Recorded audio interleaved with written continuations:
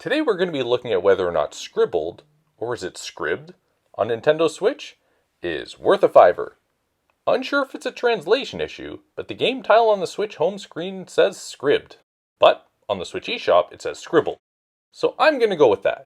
It's another game that was on sale for just 1 cent from my favorite publisher, Game Nationale. So let's find out if it's worth a $5.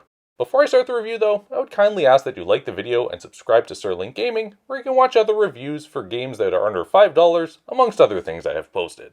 Now that that's out of the way, let's get to it. Scribbled is a side-scrolling platformer, and my initial impression is that the aesthetic actually looks promising.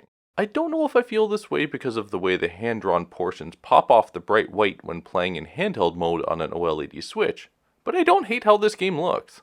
There are just 4 levels to get through, but good luck completing them, as just the slightest error will require you to restart the level.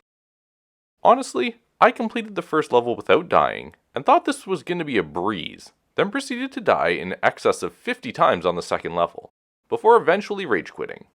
I returned to the game the following day and beat the second level after another 5 or more deaths. Then in the third level, I died a handful of times and decided that was enough and will never play this game again. The single hit death is probably the most frustrating aspect in Scribbled, but all enemies travel the same path and there's no randomness as you go through the levels, so you can get a little further each time.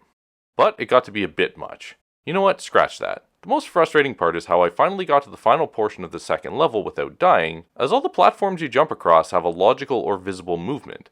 But then as a final fuck you, this last platform drops off the screen when you land on it, and there's no way for you to escape death.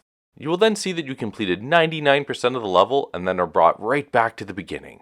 So frustrating. So to complete the level, you will need to time your jump up from the rising platform to clear the last one, but not too high as to graphically drop through the ground because the camera cannot keep up with the speed of your falling.